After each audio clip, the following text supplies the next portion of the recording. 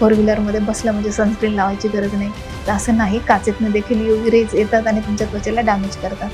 Herbal म्हणजे नेहमीच सुरक्षित, तर असं अजिबात नाही. मी खूप पेशंट अशा बघितले की ज्यांना ॲलोवेराची देखील ॲलर्जी. त्यामुळे जे पण प्रॉडक्ट वापरताल ऑलवेज टेस्ट करून मार्केटमधनं आणताल तर टेस्ट करूनच वापरा. आणि अजून एक सगळ्यात महत्त्वाचा गैरसमज आहे, गोरी त्वचा म्हणजे सुंदर त्वचा. तर गोरी त्वचा म्हणजे सुंदर असं नाही. तुमची त्वचा ही तेजस्वी असली पाहिजे. उपवासाचा आणि स्किनचा खरंच खूप संबंध आहे. कारण जर घर साफ करायचं तर आपण रोज साफ करतो, पण एखाद दिवशी स्पेशल सुट्टी घेऊन मग घर साफ केलं तर ते चांगलं स्वच्छ होतं. आणि तुम्ही फार पूर्वीपासून आपले पूर्वजांनाही पाहत आलेले आहेत, आजी आजोबांना पाहत आले, ते काय फारशी स्किन केअर करत नव्हते, पण एकादशी धरायचे ते. ह्याच्यातून त्यांची स्किन जास्त स्किन केअर न करता देखील चांगली राहायची. तर त्याच्या मागचं गमक हे.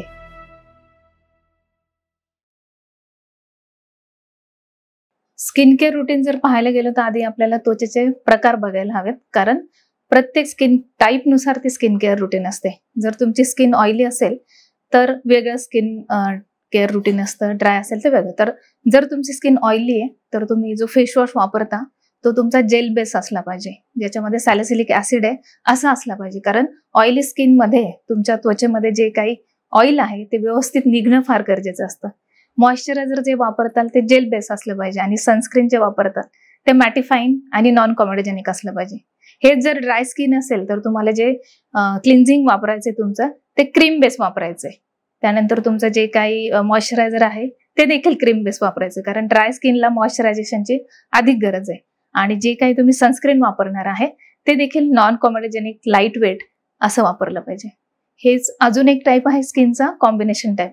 याच्यामध्ये साधारणतः मीडियम कन्सिस्टन्सी असणारं जेल बेस मॉइश्चरायझर वापरलेलं जास्त चांगलं. तुम्ही जे काही क्लिन्झिंग वापरणार आहे याच्यामध्ये फोमिंग क्लिन्झिंग वापरलं तरी चालतं. सनस्क्रीन देखील तुम्ही याच्यामध्ये खूप स्टिकी असं सनस्क्रीन कॉम्बिनेशन स्किनला चालणार नाही. ते medium consistency lightweight again non comedogenic वापरलं हवं. सगळ्यात इम्पॉर्टंट आहे ते सेन्सिटिव्ह स्किन. स्वतःची स्किन जर सेन्सिटिव्ह असेल, म्हणजे कुठलाही नवीन प्रॉडक्ट वापरला आणि चेहऱ्यावर लगेच रॅश येत असेल, खाज येत असेल, तर तो जो स्किनचा टाईप आहे तो सेन्सिटिव्ह स्किन टाईप आहे. आणि अशा प्रकारच्या स्किन टाईप असणाऱ्या लोकांनी खूप जपून प्रॉडक्ट वापरावे लागतात. ते मोस्टली नॉन फ्रॅग्रन्स म्हणजे ज्याच्यामध्ये जास्त वास नाही असे तुम्हाला प्रॉडक्ट वापरायचे. केमिकल फ्री, पॅराबेन फ्री असणारे प्रॉडक्ट तुम्हाला वापरायचे. सो याच्यामध्ये मोस्टली ज्या क्लिन्झर वापरले जातात ते सेबामेड किंवा सेरावे सारख्या कंपनीचे क्लिन्झर आम्ही पेशंटला देतो, जे कमी ॲलर्जिक आहे, त्याने जास्त रॅश चेहऱ्यावर येत नाही आणि मॉइश्चरायझेशन देखील चांगलं होतं. बेसिक स्किन केअर रुटीनमध्ये 4 स्टेप फार इम्पॉर्टंट आहेत. पहिलं म्हणजे फेस वॉश. बरेच जण साबण वापरतात. साबण न वापरता एक प्रॉपर फेस वॉश वापरणं खूप गरजेचं आहे, कारण साबणाने तुमच्या स्किनचं pH डिस्टर्ब होतो. त्यामुळे आउटर बॅरियर लेअर आहे तो डिस्टर्ब होऊन ॲक्ने यायचे चान्सेस असतात, स्किन सेन्सिटिव्ह व्हायचे चान्सेस असतात, खूप ड्राय व्हायचे चान्सेस असतात, तुमचा चेहरा काळवंडला जातो. त्यामुळे प्रत्येकाने फेस वॉश वापरणं हे गरजेचं आहे. माझा आग्रहच तसा असेल. सेकंड आहे मॉइश्चरायझर. प्रत्येक त्वचेला मॉइश्चरायझेशनची गरज आहे. त्वचेमध्ये जर पाण्याचं प्रमाण, मॉइश्चरायझेशनचं प्रमाण जास्त असेल तर तुमची त्वचा ही प्लम्पी दिसते, ग्लोवी दिसते. आणि थर्ड इम्पॉर्टंट स्टेप जी आहे ती आहे सनस्क्रीन. तर त्वचेचं जे काही धूळ, प्रदूषण किंवा ऊन आहे याच्यापासून संरक्षण होण्यासाठी एक सनस्क्रीन प्रत्येकाने वापरलं पाहिजे. आणि चौथी जी स्टेप आहे ती प्रत्येकाच्या वेळेनुसार सिरम. जर वेळ असेल तर तुम्ही सिरम वापरू शकता तुमच्या त्वचेच्या कन्सर्ननुसार. जर फेस वॉश केल्यानंतर आधी सिरम लावून घ्यायचं, मग मॉइश्चरायझर लावायचं आणि मग सनस्क्रीन लावायचं. असा क्रम ठेवून ही सकाळची स्किन केअर झाली. म्हणजे ती प्रोटेक्टिव्ह असली पाहिजे. आणि नाईट स्किन केअर ही तुमची रिज्युव्हिनेटिंग असली पाहिजे. तुमच्या त्वचेला पोषण देणारे घटक असणाऱ्या क्रीम तुम्ही वापरल्या पाहिजेत. म्हणजे रात्री जर म्हणाल तर रात्री फेस वॉश करणं आणि एखादी क्रीम जी रिज्युव्हिनेटिंग आहे, ज्याच्यामध्ये पोषण देणारे घटक आहे, अँटीऑक्सिडंट आहे किंवा मॉइश्चरायझेशन फॅक्टर असणारी, अँटी एजिंग रेटिनॉल असणारी अशी एखादी क्रीम किंवा त्याच्या आधी एखाद्या सिरम पण लावू शकता तुम्ही. फेस वॉश, सिरम आणि मॉइश्चरायझर. ना अगदीच तुम्हाला वेळ असेल तर मग लिपला पुन्हा लिप ग्लॉस, लिपला पुन्हा लिप मॉइश्चरायझेशन किंवा लिप बाम लावणं. डोळ्याभोवती जर डार्क सर्कल असेल तर एखादी डार्क सर्कलची क्रीम लावणं. सो रात्रीची जी काय स्किन केअर आहे ती तुमची रेज्युव्हिनेटिंग असली पाहिजे. सो अशा प्रकारे वेळ कसा आहे त्यानुसार तुम्ही मॅनेज करू शकता. ही बेसिक स्किन केअर आहे. मला असं वाटतं स्किन मिनिमलायझिंगचा हा जो ट्रेंड आलेला आहे तो खरंच खूप चांगला आहे. कारण आतापर्यंत जो ट्रेंड मी पाहिला इन्स्टावर तो कोरियन ब्रँडचा ट्रेंड पाहिले, ज्याच्यामध्ये 10 स्टेपच्या स्किन केअर आहेत. म्हणजे त्यामध्ये टोनर आहे, इसेन्शियल ऑइल आहे, स्प्रे आहे, बरंच काय काय, मास्क आहे. ह्या सगळ्या 10 स्टेपचे स्किन केअर जर करत बसलो आपण तर त्याच्यामध्ये ऍक्टिव्ह देखील वापरले जातात आणि याच्यामुळे तुमचा जो आउटरचा स्किनचा जो लेअर आहे तो डिस्टर्ब व्हायचा चान्सेस आहे. तुमचा स्किन बॅरियर जो आहे तो डिस्टर्ब व्हायचे चान्सेस खूप असतात आणि याच्यातून फायदा होण्याच्या ऐवजी दुष्परिणामच जास्त होऊ शकतो. स्किन मिनिमलिझम म्हणजे फक्त कमीत कमी गरजेपुरतेच प्रॉडक्ट वापरणं आणि तुमच्या त्वचेला आरोग्य ठेवणं. याच्यामध्ये अगेन मी पुन्हा तेच सांगेल, 4 स्टेपची जी काही स्किन केअर मी आता सांगितली, जसं फेस वॉश, सिरम, मॉइश्चरायझर आणि सनस्क्रीन, फक्त ह्या 4 स्टेप जरी फॉलो केल्या तरी तुमची स्किन सुंदर राहू शकते. सो तो ट्रेंड खरंच खूप चांगला आहे. येस, क्लिन्झर तर फार महत्वाचा आहे. आता धूळ प्रदूषण खूप सारं वाढलेलं आहे. त्वचेमध्ये डीपमध्ये जाऊन बॅक्टेरिया, धूळ, डेब्रिज बसलेलं असतं आणि हे काढण्यासाठी कुठला तरी सिंपल फेसवॉश कधी कधी पुरेसाही नसतो. कधी कधी आता मार्केटमध्ये क्लिन्झिंग ऑइलिंग बाम आलेले आहेत. ऑइली स्किनसाठी ते ऑइलिंग बाम देखील गरजेचे असतात. म्हणजे सिंपल अगदी डीप क्लिन्झिंग करण्यासाठी एक क्लिन्झर असणं खूप गरजेचं आहे. त्यानंतर दुसरी इम्पॉर्टंट गोष्ट आहे मॉइश्चरायझर. जर त्वचेला मॉइश्चरायझर नाही दिलं तर त्वचा कोरडी पडते, त्याच्यामध्ये जास्तीत जास्त व्रिंकल डेव्हलप होतात.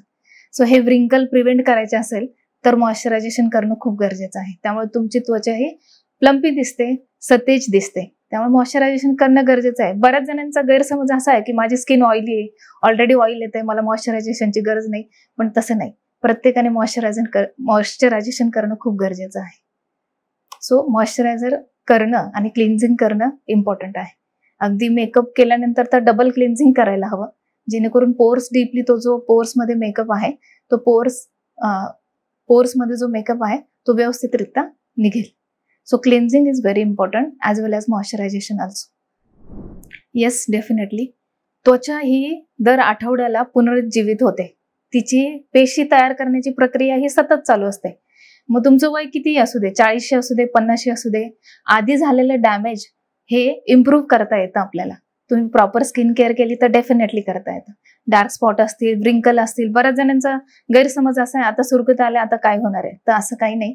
आताचे जे काही मार्केटमध्ये स्किन केअर उपलब्ध आहेत ते खूप ऍडव्हान्स आहे.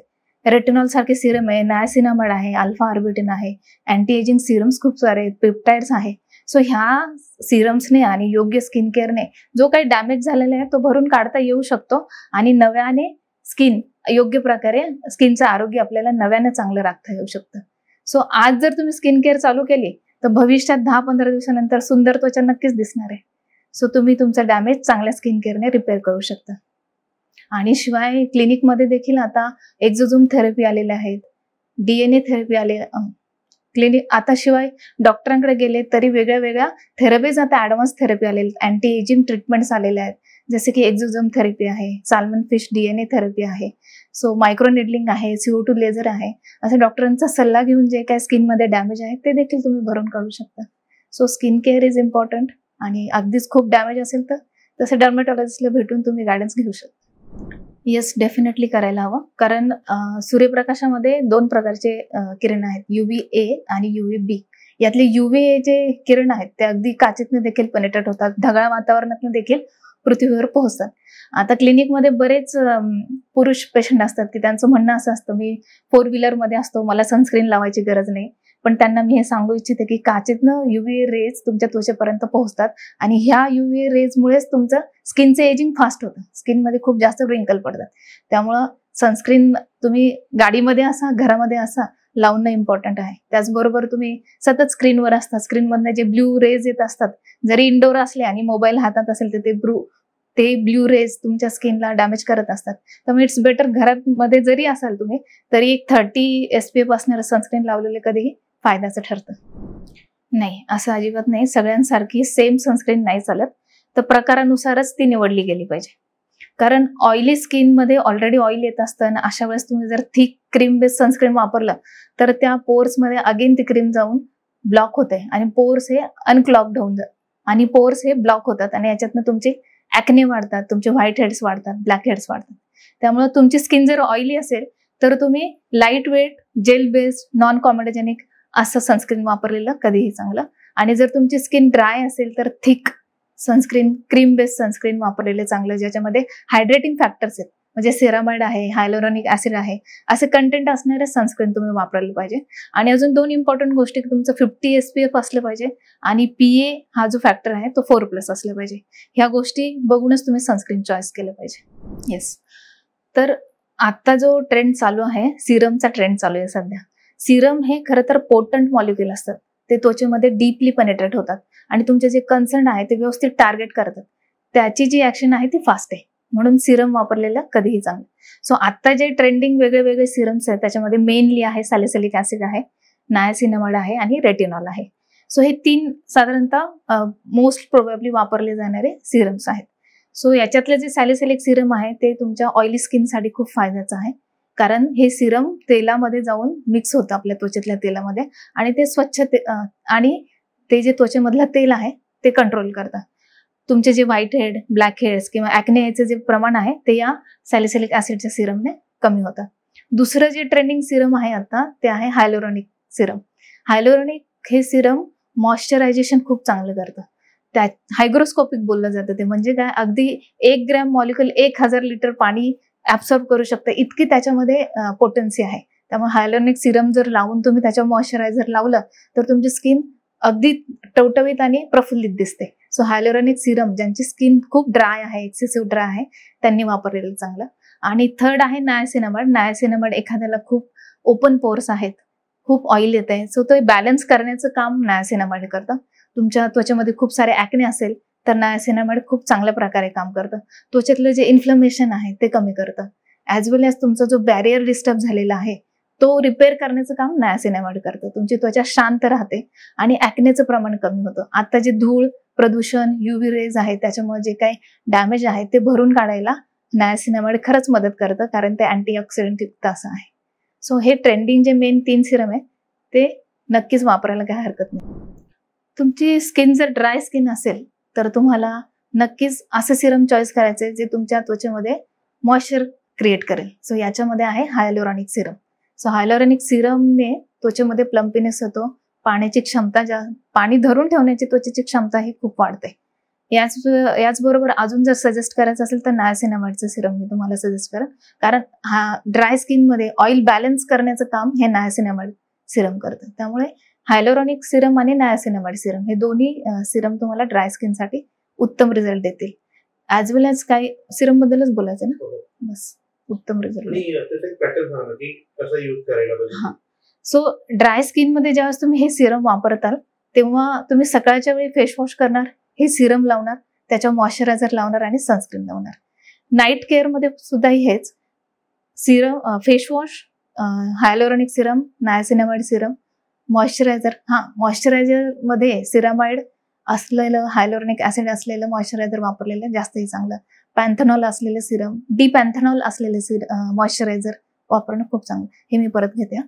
सो रात्रीची जी स्किन केअर आहे त्याच्यामध्ये फेस वॉश, हे सिरम आणि मॉइश्चरायझर, ज्या मॉइश्चरायझरमध्ये हायलोरॉनिक ऍसिड आहे, सिरामाइड आहे, डिपॅन्थेनॉल आहे, जे मॉइश्चरायझिंग फॅक्टर जास्त आहे असं मॉइश्चरायझेशन वापरणं खूप इम्पॉर्टंट आहे.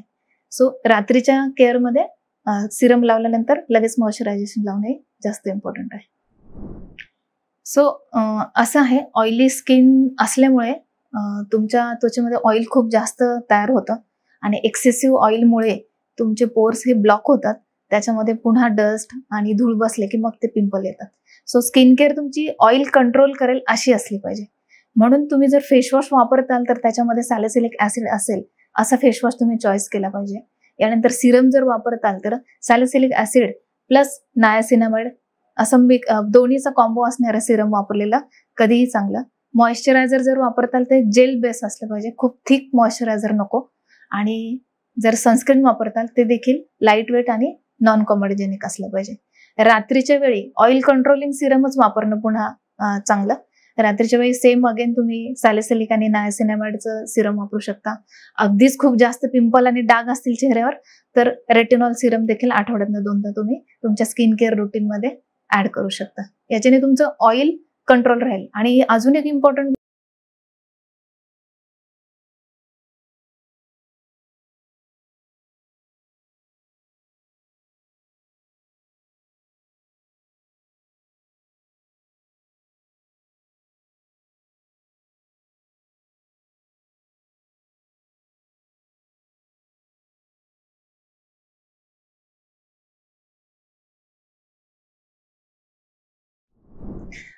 खूप चांगला क्वेश्चन आहे हा, अतिशय महत्वाचा क्वेश्चन आहे. तर उपवासाचा आणि स्किनचा खरंच खूप संबंध आहे. पण याच्यामध्ये मी असं म्हणेल की कंटिन्युअस उपवासापेक्षा 15 दिवसातनं एकदा केलेला उपवास जास्त फायदेशीर ठरतो. कारण जर घर साफ करायचं तर आपण रोज साफ करतो, पण एका दिवशी स्पेशल सुट्टी घेऊन मग घर साफ केलं तर ते चांगलं स्वच्छ होतं. तसंच शरीर देखील रोज आपलं बॉडी मधले टॉक्सिन्स बाहेर काढत असतं, थोडं घर स्वच्छ करत असतं. पण 15 दिवसातनं एक पूर्ण आपण शरीराला आराम दिला अन्न पचनापासून आणि त्याला जर वेळ दिला आपलं शरीर साफ करण्यासाठी, तर ते खूप चांगल्या प्रकारे शरीर साफ करतं, खूप चांगलं डिटॉक्सिफाय करतं. सायंटिफिकली बोलायचं तर एक ऑटोफेजी म्हणून एक कन्सेप्ट आहे. ज्यावेळेस शरीर आपण ज्यावेळी शरीराला आपण उपवास देतो त्या दिवशी किंवा त्यावेळेस शरीर आपल्या बॉडीमधल्या जे डॅमेज सेल आहे ते क्लिअर करत असतं. म्हणजे टॉक्सिक सेल शरीराच्या बाहेर टाकले जातात आणि याच्यातूनच बॉडीचं डिटॉक्सिफिकेशन चांगलं होतं. बॉडीमधले हॉर्मोन बॅलन्स होतात, इन्फ्लमेशन कमी होतं आणि जे काही पिंपल्स, ॲक्ने याचं प्रमाण आहे ते देखील कमी होतं. तुमचा स्किनचा डलनेस कमी होतो आणि तुम्ही फार पूर्वीपासून आपले पूर्वजांनाही पाहत आलेले आहेत, आजी आजोबांना पाहत आले, ते काय फारशी स्किन केअर करत नव्हते, पण एकादशी धरायचे ते. ह्याच्यातून त्यांची स्किन जास्त स्किन केअर न करता देखील चांगली राहायची. तर त्याच्या मागचं गमक हे की स्किन आणि उपवासाचा नक्कीच संबंध आहे. उपवास केल्याने तुमची स्किन ही चांगली राहते, पण हायड्रेशन ठेवणं इम्पॉर्टंट आहे. त्यावेळेस पाणी पिणं गरजेचं आहे, नारळाचं पाणी घेणं गरजेचं आहे, लिक्विड डाएट घेणं गरजेचं आहे. आता जे स्त्रिया उपवास करतात त्याच्यामध्ये तळलेले पदार्थच खूप जास्त असतात किंवा ते वारंवार खाल्ले जातात, तर तसा उपवास अपेक्षित नाहीये. कमीत कमी 6 ते 7 तास काही न खाता हायड्रेशन मेंटेन ठेवून तो उपवास केला पाहिजे, तर त्याचा फायदा नक्कीच त्वचेला होतो. सो याच्यामध्ये मी सांगेल की कन्सिस्टन्सीनुसार लेअरिंग इम्पॉर्टंट आहे. जे पातळ आणि थिन प्रॉडक्ट आहेत ते आधी वापरायचे आणि थिक प्रॉडक्ट नंतर वापरायचे. सो जर 4 स्टेप रुटीननुसार जर मी सांगितलं तर फेस वॉश आधी, सिरम 2 नंबरला, 3 नंबरला मॉइश्चरायझर आणि मग शेवटी सनस्क्रीन असलं पाहिजे. कारण सनस्क्रीन हा संरक्षक लेअर आहे, म्हणून तो नेहमी आउटर लेअर असला पाहिजे. सो या स्टेपने तुम्ही स्किन केअर करायला हवी. आणि रात्रीच्या वेळी तुम्ही जेव्हा स्किन केअर करता फेस वॉश आधी, त्यानंतर सिरम लावून घेणं, मग तुमचा लिप बाम आणि डोळ्याभोवती जी काही आय क्रीम आहे ती लावणं आणि मग मॉइश्चरायझर लावून मग स्किन केअर संपवतात. एखादी अँटी एजिंग क्रीम पण त्यावर तुम्ही लावून मग झोपू शकता. येस, तुमचं म्हणणं अगदी बरोबर आहे. माझ्या क्लिनिकमध्ये पण अशा बऱ्याच कॉलेजच्या मुली येतात किंवा अशीच एक मुलगी आली होती की तिने युट्यूबवर क्रीम पाहिली होती आणि तिने तिच्या चेहऱ्यावर लावली होती. अर्धा तासामध्ये तिचा चेहरा लाल बुंद झाला होता. अगदी त्या त्वचेवर रॅश आले होते, खाज आले होते आणि ती माझ्याकडे आली होती. त्याच्याबद्दलचं मी व्हिडिओ माझ्या पेजवर पण टाकलेला आहे की फक्त युट्यूबवर बघून असं क्रीम वापरणं खरंच खूप चुकीचं आहे. अजून एक मुली काय करतात की मेडिकलमधनं क्रीम घेतात, बेटनोवेट, पॅन्डम यासारख्या स्टिरॉइड बेस्ड क्रीम वापरतात. त्याच्याने तात्पुरता गोरेपणा येतो, पण लॉंग टर्म इफेक्टमध्ये ते स्किनला डॅमेज करतं. स्टिरॉइड तुमची त्वचा पातळ करतं, त्वचेवर रॅशेस येतात, त्वचेतला जो इलास्टिसिटी आहे ती कमी होते आणि व्रिंकल डेव्हलप व्हायला लागतात. सो लॉंग टर्म यूजमध्ये स्टिरॉइड खरंच खूप डेंजरस आहे.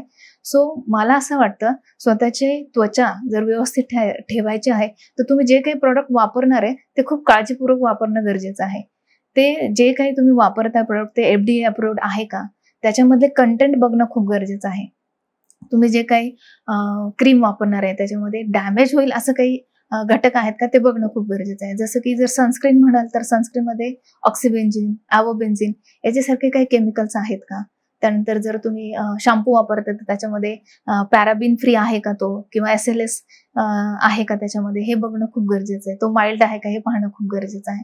सो हे बघून proper FDA approved, BIS approved ते प्रॉडक्ट आहे का हे पाहणं फार गरजेचं आहे. बरेच जण पार्लरमधनं क्रीम घेतात ज्याच्यावर कसलंही लेबलिंग नसतं आणि मोस्टली अशा क्रीम देखील स्टेरॉइड बेस्ड असतात. तर असं कुठेतरी ती स्वस्त आहे, मैत्रिणीला रिझल्ट आले म्हणून मलाही येईल असं विचार करून घेणं खरंच चुकीचं आहे. अगदीच तुम्हाला काहीच गाईडलाईन नसेल तर एखाद्या त्वचारोग तज्ञांकडे जाऊन किंवा स्किन स्पेशालिस्टकडे जाऊन गाईडलाईन घेऊन मग तुम्ही प्रोडक्ट वापरले तर अजून उत्तम. पण ते कोणीतरी एखाद्या मैत्रिणीने रेफर केले किंवा मेडिकलमध्ये खूप परस्पर मेडिकलमधनं घेणं वापरणं हे खरंच खूप चुकीचं आहे. याच्यात मी 2 ट्रेंडचा उल्लेख करेन. पहिला आहे एक्झोझोम सिरम. सो एक्झोझोम सिरम हे खरं तर स्किन केअर रुटीनमध्ये मी पाहते की रील्स की एक्झोझोम सिरम हे डेली स्किन केअर रुटीनमध्ये वापरायला देतात, पण ऍक्च्युली तसं पाहिलं तो एक्झोझोम सिरम हे फक्त क्लिनिकमध्ये येऊनच त्याचा जर वापर केला तर फायदाच होतो. कारण का, तर त्वचेमध्ये पेनिट्रेट करण्यासाठी आपल्याला चॅनेल क्रिएशन करावं लागतं. ते खूप सूक्ष्म असे कण असतात जे त्वचेमध्ये गेल्यानंतर मग तुमच्या स्किनमध्ये रिज्युनेशन करतं. म्हणजे मायक्रो निडलिंग किंवा MNRF केल्यानंतर मग आपण ते सिरम त्वचेवर लावून ते मुरवू शकतो आणि मग त्याचा रिझल्ट चांगला येतो. डेली स्किन केअर रुटीनमध्ये एक्झोझोम सिरम पेनिट्रेट होत नाही आणि त्याचा रिझल्टही काही येत नाही. ते फक्त एक ब्रँडिंग आहे किंवा प्रमोशन आहे. आणि दुसरा जो ट्रेंड आता इंस्टाग्रामवर मी पाहते, कोरियन ग्लास ट्रीटमेंट. खरं तर कोरियन ग्लास ट्रीटमेंट ही कोरियन स्किनसाठी डिझाईन आहे, पण आता इंडियामध्ये भयंकर प्रचलित आहे ते. तर याच्यामध्ये बरेच जण काय करतात, ते कोरियन ग्लास ट्रीटमेंटच्या नंतर एकतर ह्याचा रिझल्ट खूप काही लॉंग लास्टिंग किंवा सस्टेनेबल नसतो. 30-30, 40-40 हजार रुपये एका सेशनचे घेतले जातात. आणि दुसरी गोष्ट, ह्याचा रिझल्ट यावा म्हणून ज्या काही क्रीम दिल्या जातात त्याच्यामध्ये मोस्ट प्रोबॅबली स्टेरॉइड असण्याचे चान्सेस जास्त आहे. मग याचा फायदा होण्याच्या ऐवजी नुकसानच जास्त होत आहे. माझ्याकडे असे बरेच पेशंट आहे ज्यांनी कोरियन ग्लास ट्रीटमेंट केली, त्यानंतर त्यांच्या त्वचेमध्ये डॅमेज झाले. ते डॅमेज रिकव्हर करायला खूप वेळ जातोय. सो जे काही करताल तुम्ही ट्रीटमेंट ती खूप सांभाळून करावी, योग्य मार्गदर्शनाखाली. जे ट्रस्टेड जे काही सर्टिफाईड ट्रेनर किंवा जे काही सर्टिफाईड लोक आहेत त्यांच्या अंडरच ते ट्रीटमेंट केलेले चांगले. ऍक्च्युली ग्लुटाथॅन हे एक अँटीऑक्सिडंट आहे. ते बॉडीला डिटॉक्सिफाय करतं आणि ॲज वेल ॲज आपल्या बॉडीची जी इम्युनिटी आहे ती चांगलं करतं. आणि बॉडी डिटॉक्सिफाय झाल्यामुळे आणि युमेलॅनिनचं प्रमाण हे कंट्रोल केलं जातं. युमेलॅनिनचं प्रमाण हे ग्लुटाथॅनमुळे कंट्रोल केलं जातं आणि यामुळे आपली त्वचेचा रंग हा उजळतो आणि टॅनिंग कमी होतं. सो रंग उजळतो आणि टॅनिंग कमी होतं, ह्या दोन गोष्टींमुळे या रंग उजळतो आणि टॅनिंग कमी होतं, या दोन गोष्टींमुळे ग्लुटाथायन खूपच चर्चेत आहे आता.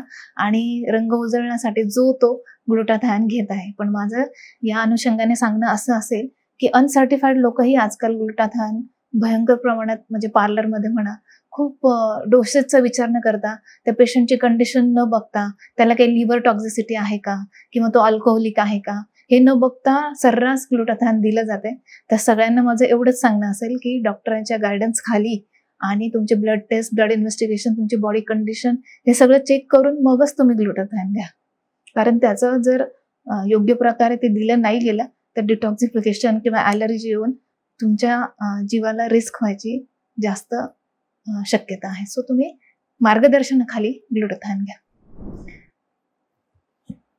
खरं तर ॲक्ने हे जे आहेत ना, मोस्टली ऑइली स्किनमध्ये येतात. सो जे काही जन्मता नेचर आपल्याला स्किनचं दिलंय ते शेवटपर्यंत बरोबर राहतं. सो ऑइल जिथे जास्त आहे, ज्या स्किन होलमध्ये ऑइल स्टॅग्नंट राहते, ते पोर्स क्लॉग होत आहेत, तिथं ॲक्ने हे येणारच. आणि फक्त ॲक्ने हा तुमच्या ऑइली स्किनवरच नाही डिपेंड, तर तुमच्या हॉर्मोन्स जर डिस्टर्ब असतील, तुम्हाला PCOD असेल तर तुम्हाला ॲक्ने हे येत राहतात. तुमचं जर डाएट प्रॉपर नसेल, खूप फास्ट फूड बाहेरचं तुम्ही जेवण खाताय, तळलेलं खाताय आणि मैद्याचे पदार्थ, प्रोसेस फूड जर जास्त खात असाल तर ह्याच्याने ऑइल ग्लँड तुमच्या ट्रिगर होतात आणि त्याच्यातून देखील ॲक्ने येतात. दुसरी गोष्ट, स्ट्रेस हा प्रत्येकाच्या लाईफचा अविभाज्य घटक आता झालेला आहे. खूप जास्त स्ट्रेसमुळे, रात्रीच्या जागरणामुळे याने काय होतंय, तुमच्या शरीरातले कॉर्टिसॉल लेवल्स वाढतात आणि कॉर्टिसॉल लेवल्स वाढल्यामुळे ऑइल ग्लँड ट्रिगर होऊन अगेन ॲक्ने येतात. म्हणजे रात्रीचं जागरण केलं, खूप टेन्शन असेल तरी ॲक्ने येतात. म्हणजे एका कुठल्या कारणामुळे फक्त ॲक्ने येत नाही, त्याला मल्टिपल रिझन्स आहे. खूप जास्त प्रमाणात साखर खाल्ली तरी देखील ॲक्नेचं प्रमाण खूप वाढतंय.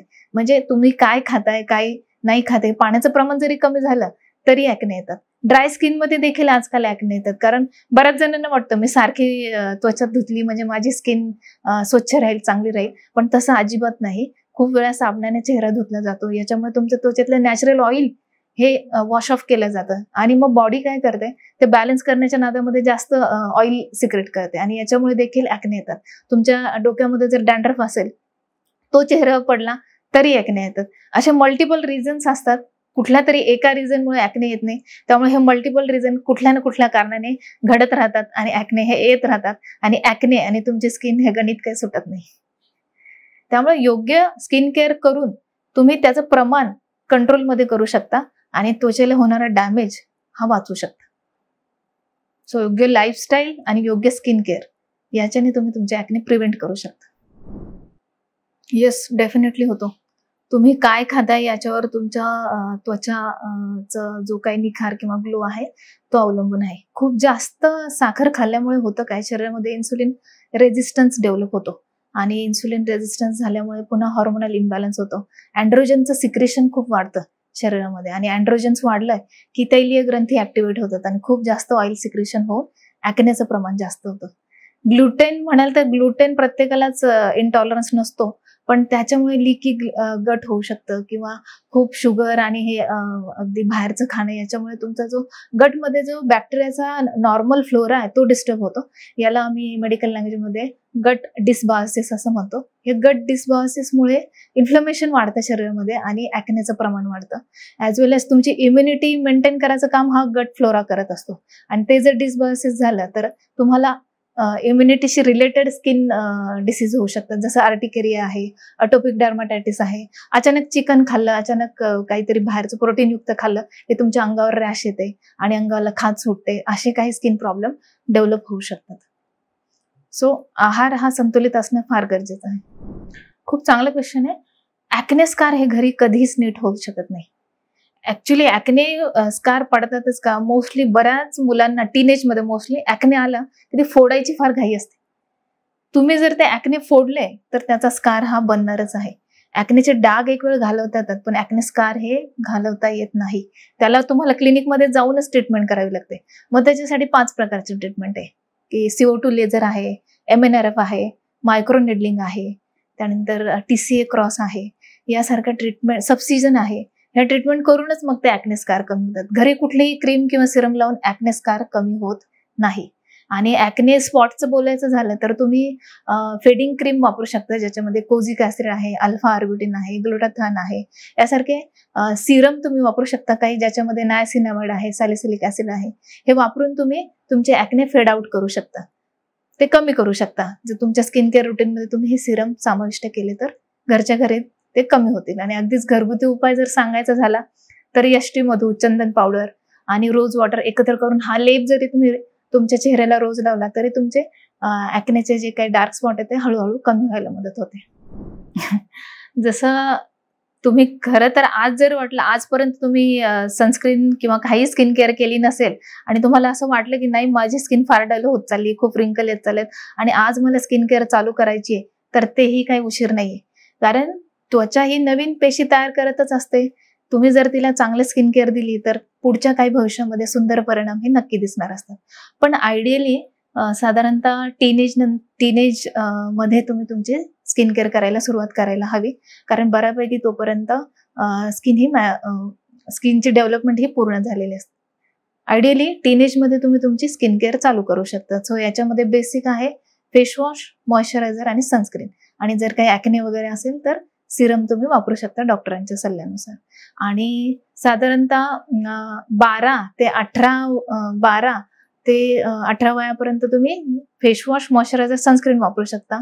18 ते 25 वयामध्ये तुम्ही याच्यामध्ये काही ॲक्टिव्ज Aचे, BAचे म्हणजे सिरम्स तुम्ही वापरू शकता. त्यानंतर 30 नंतर तुम्ही अँटी एजिंग स्किन केअर चालू करायला हवी. 30 नंतर तुम्ही तुमच्या स्किन केअर रुटीनमध्ये रेटिनॉल सिरम समाविष्ट करायला हवा आणि खूप सारं मॉइश्चरायझेशन, रेटिनॉल सिरम आठवड्यातनं 2दा प्रॉपर गायडन्सने वापरायला हवं. आणि इतर वेळेला जर, आणि मोस्टली स्किन केअरच्या बाबतीत बराच समज आहे, गैरसमजच म्हणेल ते, की पुरुषांना स्किन केअरची गरज नाही. तर असं काही नाही, पुरुषांनी देखील स्किन केअर करणं खूप गरजेचं आहे. ठीक आहे, जरा उशीर झाला असेल, पण अजूनही काही फारसा उशीर नाही. तुम्ही आज देखील स्किन केअर चालू करू शकता आणि तुमच्या त्वचेमध्ये पॉझिटिव्ह बदल हे नक्कीच बघू शकता आणि ते नक्कीच सुंदर असतात. ॲक्च्युली मार्केटमध्ये आत्तापर्यंत रेटिनॉल हे एकच गोल्ड स्टँडर्ड ॲक्टिव्ह होतं, जे त्वचेमध्ये सेल टर्नओव्हर जो आहे तो वाढवतं. याच्यामुळे त्वचेमध्ये इलॅस्टिन आणि कोलेजनची फायबरची निर्मिती होते आणि तुमची त्वचेमध्ये जे काही व्रिंकल येतात त्याचं प्रमाण कमी होतं. त्याचबरोबर त्वचा हायड्रेट ठेवण्याचं काम देखील नाही, ते करत नाही रेटिनॉल सांगते. सो याच्यामुळे रेटिनॉल हा एकच व्हिटॅमिन ए डेरिव्हेटिव्ह असा आहे जो त्वचेमध्ये व्रिंकलचं प्रमाण कमी करतात, म्हणून ते अँटी एजिंग म्हणून वरदान आहे. पण आता रेटिनॉल बरोबर मार्केटमध्ये पेप्टाइड देखील आलेले आहेत. हे पेप्टाइड देखील अँटी एजिंगचं काम करतात. मेड्रिक्झिल आहे, अर्गलाइन आहे, अगदीच एखाद्याला हे सिरम्स नाही वापरायचे, तर बकुची ऑइल देखील अँटी एजिंग म्हणून काम करतं. सो हे सगळं जे काही सिरम आहे ते तुमच्या स्किन केअर रुटीन मध्ये जर तुम्ही ठेवले तर येणारं जे काही रिंकल आहे, म्हणजे आपले एजिंग जे आहे ते आपण डिलेड करू शकतो आणि आहे त्या वयापेक्षा तरुण दिसू शकतो. खूप चांगला क्वेश्चन आहे हा. सगळ्यात महत्वाची जर काय असेल अँटी एजिंग साठी, तर स्किन केअर पेक्षाही महत्वाची आहे ती लाईफस्टाईल. तुमची लाईफस्टाईल जर चुकीची असेल तर तुमचं एजिंग हे फास्ट होतं. लाईफस्टाईल प्रॉपर असणं खूप गरजेचं आहे. म्हणजे तुमचा आहार संतुलित असला पाहिजे, भरपूर पाणी प्यायला हवं. तुमच्या त्वचेमध्ये हायड्रेशन निर्माण करतं, त्यामुळे तुमची त्वचा प्लम्पी राहते, एजिंगचे साईन कमी येतात. पूर्ण झोप झाली पाहिजे. म्हणजे सेल्युलर रिपेअर होण्यासाठी झोप ही फार अत्यंत महत्वाची आहे. पण याच्यामध्ये इम्पॉर्टंट आहे झोपेची वेळ. बरेच जण रात्री 1 वाजता झोपतात आणि सकाळी 10 वाजता उठतात. हे फार चुकीचं आहे. रात्री लवकर झोपून लवकर उठणं खरंच खूप इम्पॉर्टंट आहे. व्यायाम करणं, फेस योगा करणं, नियमित मेडिटेशन करणं, जेणेकरून तुमचा स्ट्रेस लेवल मेंटेन होईल. या सगळ्या गोष्टी फार इम्पॉर्टंट आहे. तसेच जे फास्ट फूड आजकाल खाल्लं जातंय बाहेरचं, तळलेलं म्हणा, बेकरी प्रॉडक्ट आहे, पॅक फूड आहे, हे अवॉइड केलं पाहिजे. कारण याच्यामुळे त्वचेमध्ये खूप जास्त इन्सुलिन लाईक ग्रोथ फॅक्टर वाढतोय, इन्सुलिन रेजिस्टन्स वाढतोय आणि त्यामुळे हॉर्मोनल इम्बॅलन्स होते आणि तुमचं स्किन एजिंग खूप फास्ट होते. खूप गोड पदार्थ, केक, त्यानंतर पेस्ट्रीज, आईस्क्रीम हे खाल्लं जाते. एक्सेसिव्ह शुगर तुमच्या पोटामध्ये जाते, त्याने ग्लायकेशन होते आणि याच्यामुळे इलॅस्टिन आणि कोलेजनचे जे फायबर आहे ते खूप टफ होऊन तुमचं स्किनचं एजिंग खूप फास्ट होते. सो मला असं वाटतं प्रॉपर लाईफस्टाईल ही फार इम्पॉर्टंट आहे. आणि अजून दुसरी महत्वाची गोष्ट म्हणजे स्किन केअर. स्किन केअरमध्ये तुम्ही अगेन फेस वॉश, एक प्रॉपर मॉइश्चरायझर, एक सनस्क्रीन आणि एक अँटी एजिंग सिरम तुमच्या स्किन केअर रुटीनमध्ये ठेवणं खूप महत्वाचं आहे. सो या सगळ्या गोष्टीचा जर विचार करून तुम्ही प्रॉपर लाईफस्टाईल ठेवली आणि तुमचं स्किन केअर ठेवलं तर नक्कीच तुम्हाला फायदा होईल. येस, डेफिनेटली होतो. कारण जसं आपलं वय वाढतं तसं दरवर्षी 1% कोलॅजन कमी होत चालतं आणि याच्यामुळे त्वचा सैल पडत चालते. त्याच्यामध्ये व्रिंकल किंवा वृद्धत्वाची सगळी लक्षणे दिसायला लागतात. म्हणून कोलॅजन सप्लिमेंट जर तुम्ही घेतलं, तुमचा डाएट जर प्रोटीन रिच ठेवला आणि काही कोलॅजन युक्त काही पावडर वगैरे तुम्ही सेवन केलं, तर याच्याने तुमचे 2 ते 3 महिन्यानंतर एक विजिबली रिझल्ट तुमच्या स्किनमध्ये दिसतो. रिंकल यायचं प्रमाण कमी होतं आणि स्किन देखील टाईट व्हायला मदत होते. सो याचा डेफिनेटली फायदा होतो. फक्त तो कोलॅजनचा सोर्स हा मरीन सोर्स असेल तर जास्त चांगला, आणि जे नॉन व्हेजिटेरियन आहेत त्यांच्यासाठी मग प्लांट बेस्ड कोलॅजन फायद्याचे ठरतात. हेल्दी स्किनसाठी सप्लिमेंट खरंच चांगला रोल प्ले करतात. याच्यामध्ये मेन जर मी सांगेल तर विटॅमिन सी, जे अँटीऑक्सिडंट आहे. तुमच्या त्वचेमध्ये जर काही डलनेस असेल किंवा डार्क स्पॉट असेल ते विजिबली कमी करायचं काम विटॅमिन सी करतं. यानंतर HH ओमेगा आहे, त्वचेमध्ये मॉइश्चर क्रिएट करण्याचं, त्वचेमधला ड्रायनेस कमी करायचं काम हे HH ओमेगा करतं. तुमच्या केसांची हेल्थ देखील HH ओमेगाने चांगली राहते. यानंतर विटॅमिन डी देखील खूप महत्वाचा आहे आपल्या त्वचेसाठी आणि केसांसाठी. केसांमधला जो स्ट्रॉंग, तुमचे केस मजबूत आणि स्ट्रॉंग हवे असतील तर विटॅमिन डी खूप चांगला मेजर रोल प्ले करतात. आणि बाकी सगळे मल्टीविटॅमिन, मल्टीमिनरल्स हे नक्कीच खूप आपल्या स्किनसाठी किंवा अँटी एजिंग इफेक्ट देण्यासाठी हे गरजेचे आहेत. लोह, आयर्न तितकंच महत्वाचं आहे. इंडियन वुमनमध्ये मोस्टली लोहाची खूप कमतरता आढळते, कारण मोस्ट ऑफ द स्त्रिया ह्या वर्किंग आहेत, त्या त्यांच्या डाएटवर प्रॉपर फोकस करत नाहीयेत आणि याच्यामुळे त्यांच्या केस गळतीचं प्रमाण खूप आढळतंय. म्हणजे मी माझ्या क्लिनिकमध्ये जेव्हा पेशंट ट्रीट करते त्यांचे ब्लड इन्व्हेस्टिगेशन पाहिलं तर हिमोग्लोबिन आणि लोहाचं प्रमाण कमी असणाऱ्या बऱ्याच स्त्रिया आहेत. सो लोह ही खूप महत्वाची गोष्ट आहे, जी तुमच्या केसांना मजबूत ठेवते, तुमच्या त्वचेला देखील चांगलं ठेवते. जसं मी सांगितलं, क्लिअर स्किनसाठी बेसिक स्किन केअर आहे फेस वॉश, मॉइश्चरायझर, सनस्क्रीन आणि एखादं सिरम. पण ह्याच्यात पैकी पण जर फक्त एकच सिलेक्ट करायचं असेल तर मी सनस्क्रीन सिलेक्ट करेल. कारण सनस्क्रीन हे त्वचेला UV रेज पासून वाचवतं, धूळ प्रदूषणापासून वाचवतं. आजकालचे जे सनस्क्रीन आहेत त्याच्यामध्ये मॉइश्चरायझिंग फॅक्टर्स पण आहेत, अँटी एजिंग फॅक्टर्स पण आहेत. प्लस आजकालचे सनस्क्रीन हे फार लाईट वेट आहेत, नॉन कॉमेडोजेनिक आहेत, टिंटेड आहेत. प्लस संरक्षण तर आहेच आहे, प्लस अँटी एजिंग मॉइश्चरायझेशन देखील एक सनस्क्रीन वापरल्याने मिळतं. तर मी सनस्क्रीन हा चॉईस करेल. मला असं वाटतं एकच गैरसमज नाही, असे खूप सारे गैरसमज आहे. क्लिनिकमध्ये पेशंट येतात, त्यावरनं माझ्या लक्षात येतं. बऱ्याच पुरुषांना वाटतं त्यांना स्किन केअरची गरज नाही, पण स्किन केअरची खरंच गरज आहे. दुसरा गैरसमज असा आहे की खूप वेळा चेहरा धुतला म्हणजे आपला चेहरा स्वच्छ आणि चांगला राहतो, तर असं अजिबात नाही. बरेच जण साबणाने सारखा सारखा चेहरा धुत राहतात, पण त्याच्याने तुमच्या त्वचेवरचं जे नॅचरल ऑइल आहे तेच शेड ऑफ होऊन जातं. तुमचा स्किन बॅरियर डिस्टर्ब होतो, तुमची त्वचा काळवंटते, पीएच लेवल डिस्टर्ब होतो. तर सारखा सारखा चेहरा धुतल्याने तुमची स्किन ड्राय पडते आणि स्किन बॅरियर डॅमेज होऊन ॲक्ने देखील येऊ शकतात. सो सारखा सारखा चेहरा धुण्याने त्वचा सुंदर नाही राहत, तर त्याला प्रॉपर मॉइश्चरायझेशन करणं आणि सनस्क्रीनने प्रोटेक्ट करणंही तितकंच महत्वाचं आहे. अजून जर गैरसमज म्हणाल तर बऱ्याच जणांना वाटतं एकदा व्रिंकल आले त्वचेमध्ये की संपलं, आता काही ते परत जाणार नाहीत, असं काही नाहीये. आजकाल खूप सारे ॲडव्हान्स सिरम आहेत मार्केटमध्ये, ज्याच्याने आपण ते व्हिजिबल जे व्रिंकल आहेत ते कमी करू शकतो. ॲज वेल एज ट्रीटमेंट आहेत काही डॉक्टरांकडे गेलं तर खूप साऱ्या ट्रीटमेंट आहेत, ते व्रिंकल रिव्हर्स करता येतात. बोटॉक्स आहे, CO2 लेझर्स आहेत, खूप सारे ट्रेंडिंग ट्रीटमेंट जसे एक्झोझोम थेरपी आहे, साल्मन फिश DNA थेरपी आहे, हायड्रा फेशियल आहे. खूप यासारखे ट्रीटमेंटने तुमचे जे त्वचेमध्ये व्रिंकल आहेत ते कमी होऊ शकतात. फक्त योग्य डॉक्टरांकडे जाऊन ट्रीटमेंट घेऊन ते तुम्ही कमी करू शकता. आणखी ढगाळ वातावरणात आपण सनस्क्रीन नाही लावायचं, हे देखील बऱ्याच जणांचा मनामध्ये असतं. गाडीमध्ये, फोर व्हीलरमध्ये बसलं म्हणजे सनस्क्रीन लावायची गरज नाही, तर असं नाही. काचेतनं देखील UV रेज येतात आणि तुमच्या त्वचेला डॅमेज करतात. हर्बल म्हणजे नेहमीच सुरक्षित, तर असं अजिबात नाही. मी खूप पेशंट अशा बघितले की ज्यांना ॲलोवेराची देखील ॲलर्जी. त्यामुळे जे पण प्रॉडक्ट वापरताल ऑलवेज टेस्ट करून मार्केटमधनं आणताल, त्या टेस्ट करूनच वापरा. आणि अजून एक सगळ्यात महत्त्वाचा गैरसमज आहे, गोरी त्वचा म्हणजे सुंदर त्वचा. तर गोरी त्वचा म्हणजे सुंदर असं नाही. तुमची त्वचा ही तेजस्वी असली पाहिजे. जरी त्वचा ही रंगाने सावळी असली तरी पण ती एक तजेलेदारपणा त्याच्यामध्ये असलं पाहिजे, प्लम्पीनेस असला पाहिजे. प्रत्येकाने आपल्या ओन कलरमध्ये कम्फर्टेबल राहणं हे फार महत्वाचं आहे. गोरी त्वचा करण्याच्या नादामध्ये खूप साऱ्या क्रीम लावणं आणि त्याच्यातनं काहीतरी डॅमेज करून घेणं हे खरंच चुकीचं आहे.